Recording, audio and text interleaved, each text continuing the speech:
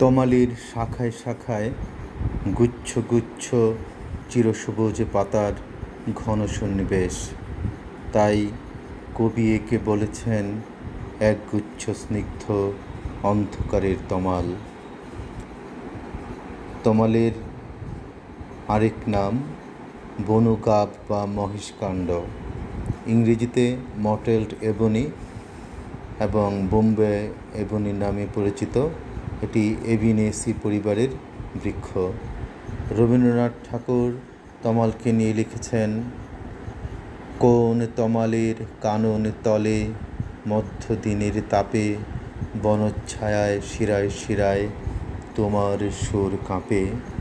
তমালের পুরুষ এবং স্ত্রী ফুল আলাদা, অর্থাৎ এরা একলিঙ্গিক।